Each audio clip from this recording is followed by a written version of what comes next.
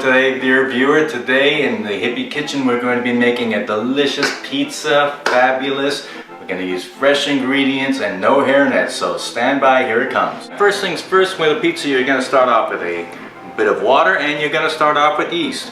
If you're into it, you can really get into yeast. You can either buy your yeast in a big bag, very economical, or there's always these little strips.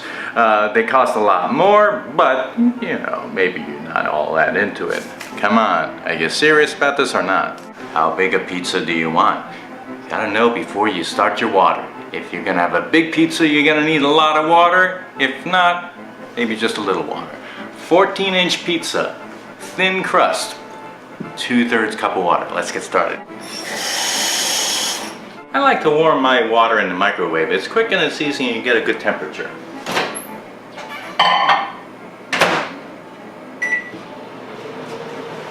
What you're looking to do is get a temperature between 105 and 115 Fahrenheit. Makes the water nice like bath water, very calm and soothing, and it makes the yeast grow. Now there we are. Isn't that beautiful?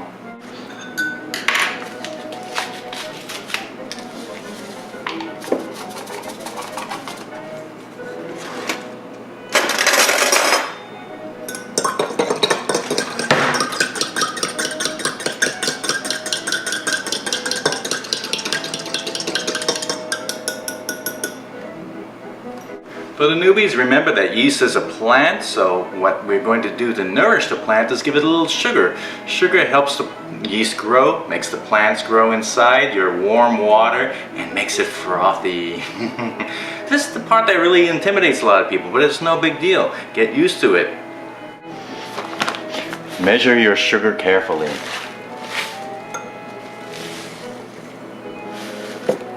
Like that. Stir in your sugar a bit. At this point I like to turn out the light and let the yeast grow. It takes a little bit of time. The more time you give it, the better the taste develops. In fact, what I'm going to do, just to give it a little something, is I'm going to add a touch of flour into the yeast water.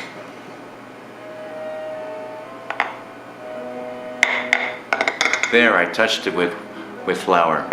Stir some flour into it, and that adds nutrition to your yeast and gives it more growth power. It also develops a more interesting and complex flavor, as you'll see.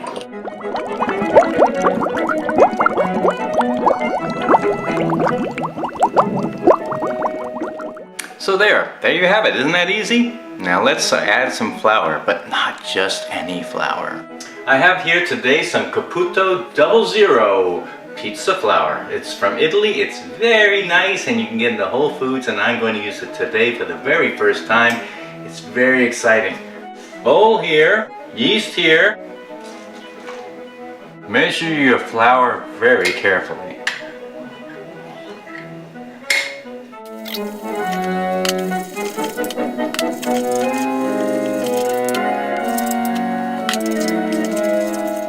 When you get enough dough in the flour, in the dough, you can, and it gets stiff enough, you can start kneading it by hand.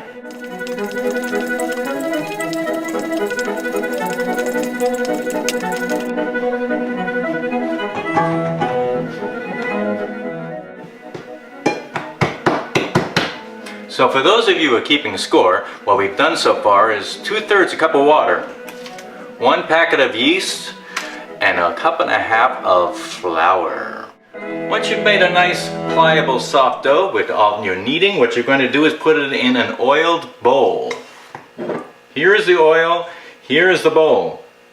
Olive oil, come on, of course.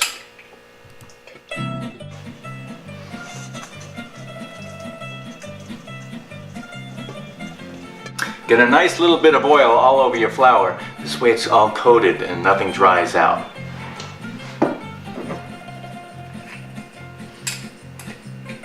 I like olive oil. Now let's tuck it in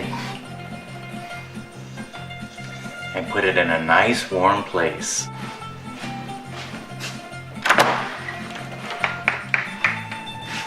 Yeah, That's a nice warm place.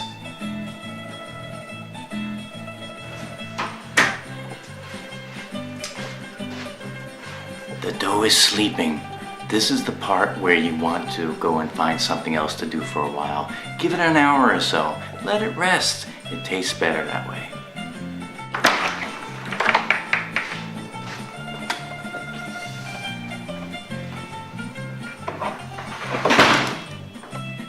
Beautiful. The dough should be doubled in size and then it's ready to use. Alright, get some flour on a surface.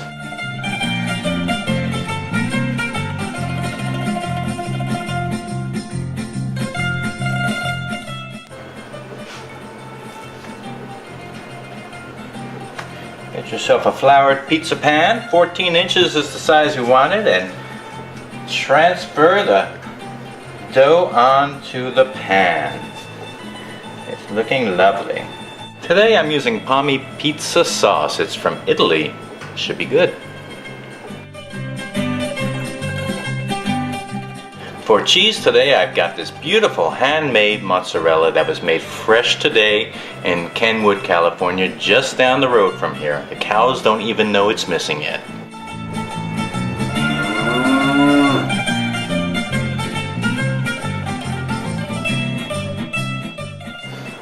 In the oven at 450 degrees, and here we go.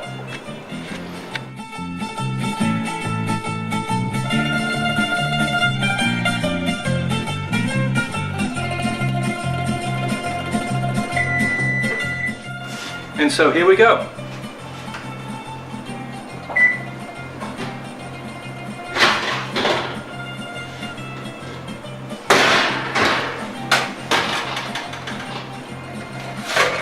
Sorry, I forgot.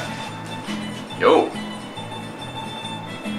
Top a little oregano and basil on top.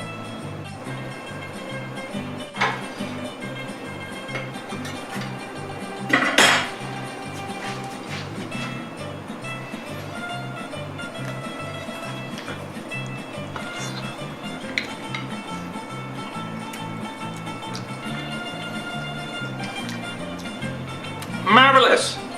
Enjoy! If you think I'm going to talk any more about it, I'm not, because now I'm going to eat it. So, that's pizza for you.